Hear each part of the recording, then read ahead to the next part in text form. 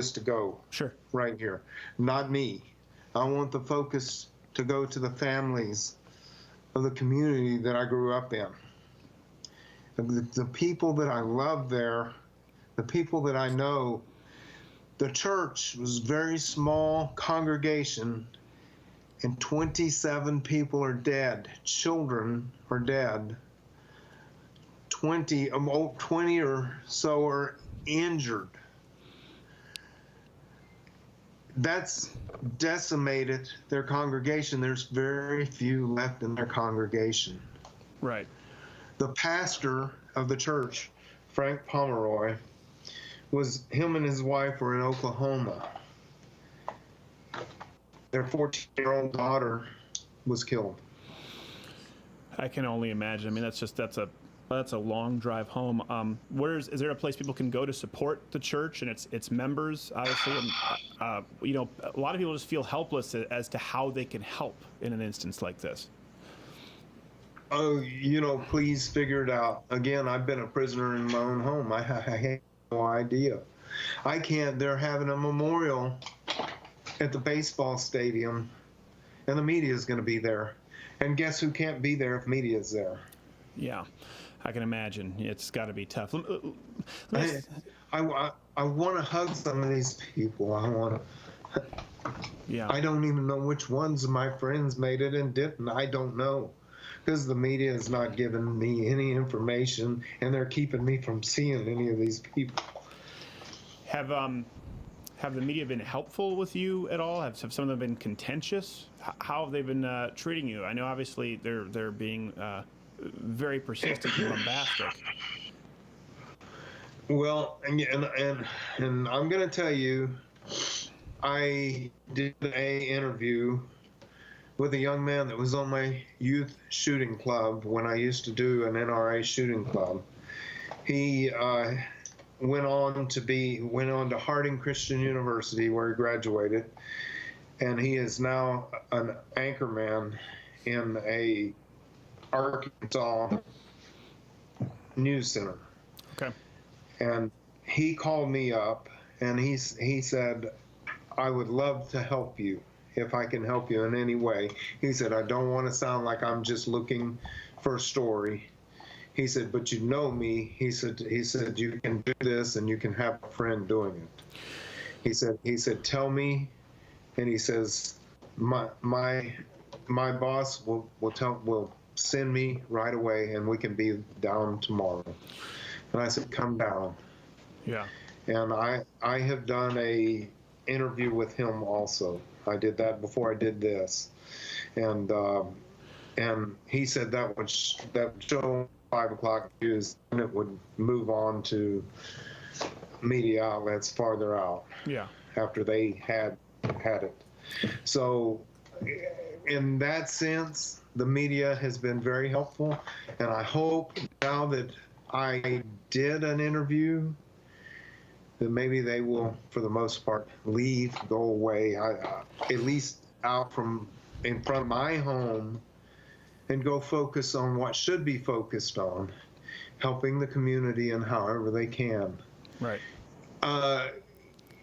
You people that grew up in the city or grew up in small towns, you got to understand Sutherland Springs is a small, small town where we walk outside and we see our neighbors, the neighbors that knew our parents and our grandparents, the neighbors that knew us when we grew up, and we say hi, and we stare up, we can still see the stars at night. That's Sutherland Springs. That's where you would always want to be. Yeah. Well, listen, I tell you what, I know if we lived there, people would want to be your neighbor and would want to be near wherever someone like you is. And let me tell you this, we appreciate you so much coming out here and doing this interview. I know you want to do it with your family. If we can help in any way, let me say this one thing here. Just as you saw with Ken Bone, and I'm sure you've seen the media's politicized the gun issue already. I don't want to get into that, but there are going to be some people out there, unfortunately, who are not going to focus on the town, who are not going to be looking to be helpful, and are going to be doing some digging, doing anything they can to try and discredit you. we have some brilliant researchers here. We have some brilliant people at Louder with Crowder who can help with a lot of this. If ever, and also a platform, if there is a way that people can help you or help the city, let us know, and we'll make sure that we're an outlet that's available to you, because my God, man, I mean, this is, according to the media, people like you, people as pure-hearted and as capable don't exist, and it is an unbelievable story. I mean, you're in it now, but you're a huge moment in history, what you did. Can I say something? And I don't feel comfortable saying it just anywhere, but maybe with you guys. Sure. If I had run out of the house, and maybe this is a political plug or whatever, but if I had run out of the house with a pistol and faced bulletproof vests and Kevlar helmets, it might have been futile. Right. I know. And I ran out with an AR-15, and that's what he was shooting the place up with. Right. And it's and I hate to politicize that, but that's reality. Yeah. No, listen, and thank God that you did. And I don't want to draw any kind of politicization out of you. Unfortunately, the media is already doing it. Right before we came on here, it was Slate saying, well, this actually isn't true, this narrative, because the shooting was over. And you know what? Listen, I will do this since you don't want to, because you're so kind and want to focus on rebuilding and helping. When people say, why do you need an AR-15? When people say, why do you need X amount of rounds?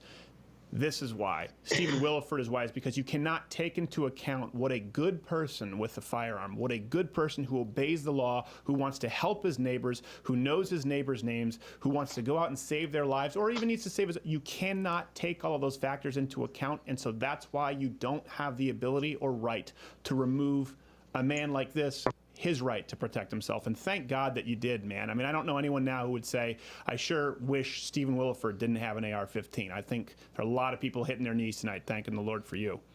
What I can tell you is if the shooting was over, if he wasn't intending more damage, he was indeed over, there was going to be a shootout with police at some point. Right. Yeah. And I stopped that also.